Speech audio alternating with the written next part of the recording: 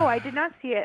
Because I've been mowing my lawn. I've got this fabulous new weed whacker, and it's been occupying a lot of my time. Okay. Well, So, okay. yeah. So let's give a quick shout out to things we like. I saw on Netflix, David Letterman's got a terrific monthly special. Although he may be cranking it out faster now because I wound up binging like 3 of them, and I thought I was keeping up month to month. But he does these sit down interviews in depth, mixed with videos where he goes to like the hometowns of the people he's interviewing and shows what their life was like. And so the most recent one I saw, Howard Stern's upcoming in next couple weeks, but he's done Tina Fey, Barack Obama, George Clooney, the girl Malala or whatever that won the Nobel Peace Prize from Afghanistan. Yep. And a guy that drew attention. I don't know if it was the same episode, but another refugee guy that drew some attention. That it was during George Clooney's show. The George Clooney's parents teamed with George's money. They helped save a guy from the Middle East that was in danger of being killed for his views, and gave him a new life in America with a house on the river of the small town in Kentucky that George's parents live on. It's quite a lovely episode. But they did Jay-Z, and I always thought Jay-Z's got some pretty cool music here and there, but I just had this negative perception of him with Beyonce because they just seem like egotists, and I think that a lot of her songs about him are really kind of gross and crass. Like, cause she'll have these graphic songs about how they destroyed the kitchen having sex, and I'm like, you got kids that are going to hear this. You literally have your own kids. But the thing is that it was a really fun, engaging interview, provided a lot of insight into him. But the most amazing thing about it, why I was singling it out on a show like this, was that Letterman it was calling out parallels between their lives throughout. So Letterman's like, I had a paper route. Jay-Z's like, I had a paper route too. And then what he was referring to was how he was in crack dealing as a kid. But the thing is, so he has an amazing story about what got him out of crack dealing. You got to hear the story. It's amazing.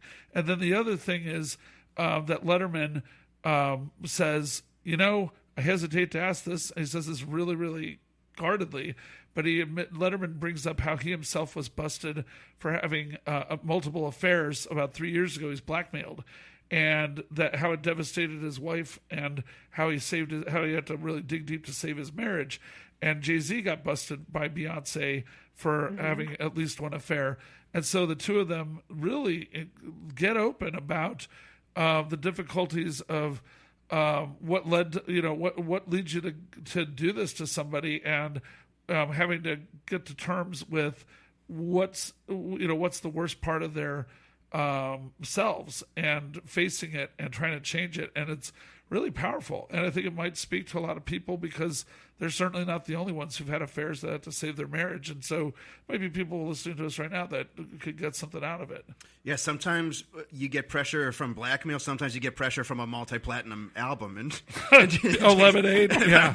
Sometimes you get pressure by Lemonade. Yeah. Yeah. But I think we're seeing that more in comedy and entertainment too, where entertainers are being really more open about the mistakes that they've made, and holding themselves more up to the coals a little bit. We talked about that with Tambourine with Chris Rock, and I'm really looking forward to seeing that Letterman interview with Jay-Z, because Jay-Z, yes, of course, he's made some mistakes in his personal life, but I think he's a really fascinating, smart man. And a really talented musician. I did see the Tina Fey one. I don't know if he's a musician, but he's a producer. He does something, yeah. Whatever you call it. No, but you're right. It is good stuff. Yeah, whatever he does it really well. I did see the Tina Fey interview with Letterman. That was good too. Yeah, because she's one of my 5 favorite people like ever. And so I made a point of seeing that one, and that was great. Yeah. My plug for this week is. One of the things that's bringing me the most joy is you may notice about me being from Boston and being such a huge basketball fan. I am a diehard, lifelong Celtics fan.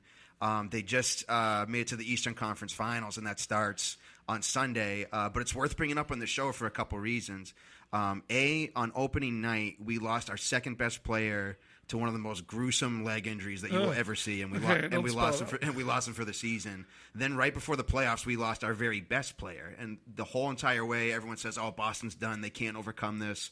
They might make the playoffs, but there's no way they'll make it far."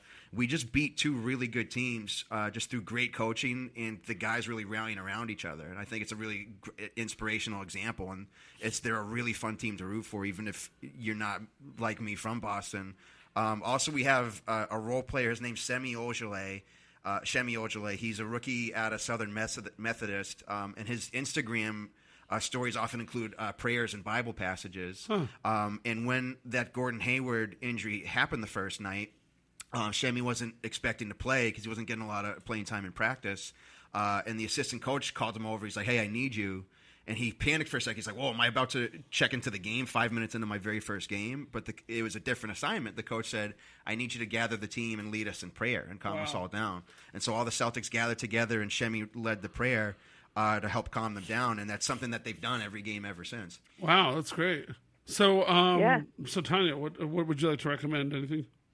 Well, I am very curious. Now, I haven't gone anywhere because I got really sidetracked with my weed whacker. But I am planning on going to see Break-In on Friday. Oh, Gabrielle. Well, no, you're going to see the play at the Playhouse, aren't you? Oh, that's right. No, but that's in the evening. Oh, well, let's go. I'll come hang out with you. Let's do both.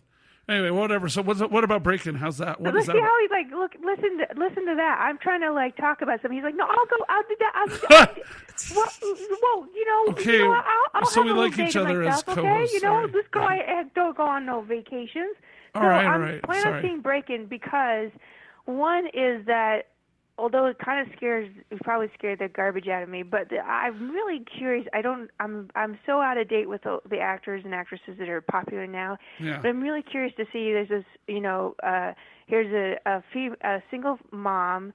There's what used to be completely white roles, since we've been talking about races and the race in this thing, this episode. But she's like this kick-ass mom who has to use her brain as well as her brawn to kind of save her kids from, I guess these guys are breaking in and threatening their lives. So, so I'm kind of curious about that. And it's kind of since I don't really celebrate Mother's Day, this will be my sort of Mother's Day celebration to myself. Oh, okay, gotcha. So I'll leave you be then. Huh? I'll leave you be. Okay. But you thought what? Is that what I see? I can't hear what you guys are saying. No, I said I'll leave you be to enjoy that then if it's your private moment.